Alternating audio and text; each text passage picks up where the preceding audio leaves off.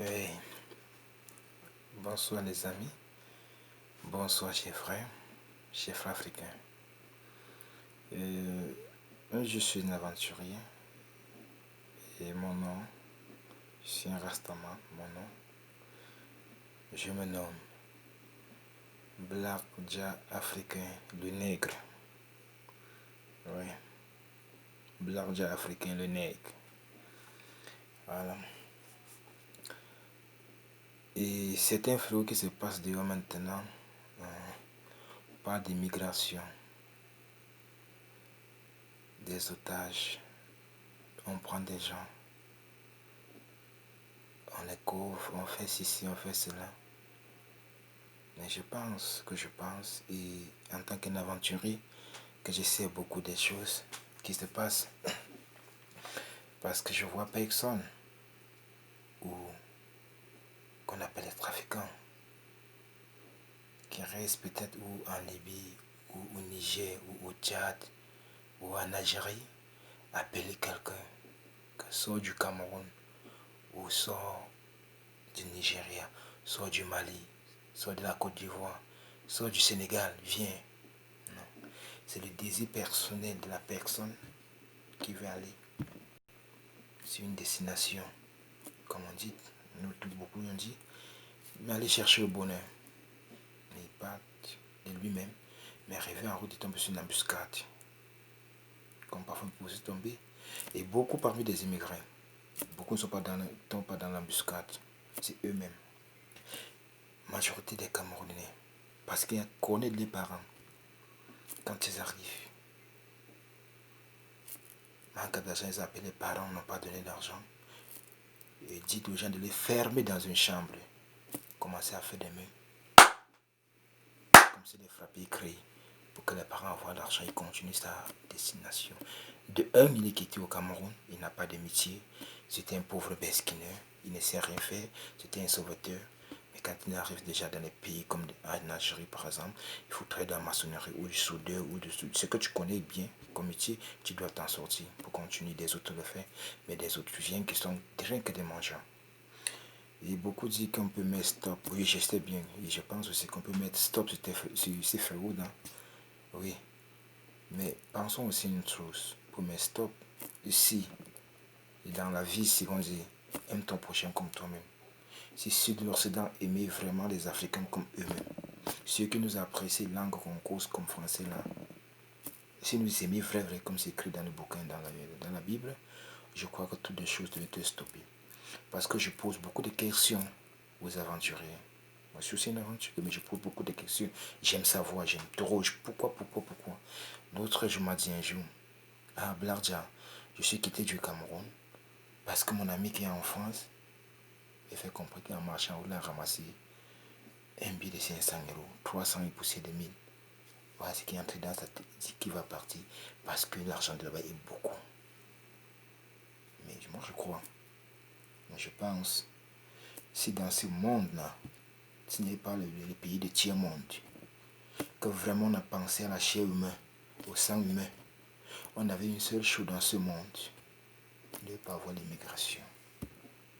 Mais alors comme le pays de tiers-monde, ces flux vont exister. Et comme les pays de tiers-monde sont là sur place, pour vouloir tu venir chez vous, il y aura toujours cette embuscade. Et puis quand l'autre part vient d'arriver à chez vous, il appelle son frère qui est derrière, qui utilise les papiers de France CFA. Il fait comprendre, oh, mon ami, je travaille dans un champ de raisins en Espagne. On me paye 1500 euros. Ça fait 1 million de francs CFA. Lui était moutassement au Cameroun. Mais il se trouve en Espagne qu'il a 1 million de francs CFA. Donc quand il dit ça, toutes ses amis vont sortir. C'est là il y a un problème.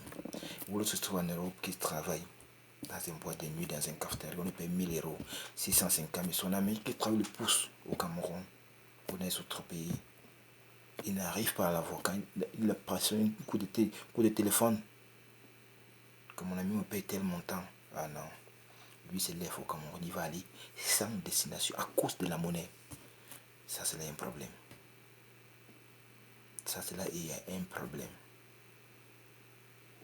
Ce que je pense et ce que je vis. J'ai toujours fait mes petits sketchs, mes petits... Bon, mes petites chansons aussi de ce que j'apprends dans ma vie. Vraiment, c'est de chanter du reggae. J'ai toujours, même parfois, un billet de 100 euros, un billet de 10 000 francs CFA de l'Afrique de l'Ouest, un billet de 10 000 francs de l'Afrique centrale.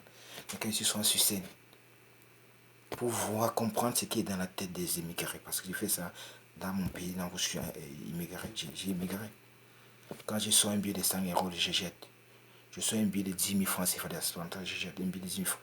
Mais tout ça, au lieu de prendre les CFA que j'utilise, je ramasse plutôt les 100 euros. Je pose la question, mais pourquoi tu fais ça? Il me dit, c'est parce que les 100 euros vont changer ça de 65 000. Mais les 10 000 francs CFA, c'est donner 10 billets de 1000. Ça va faire quoi, grand frère? Là, il y a un problème. C'est là qu'il y a un problème.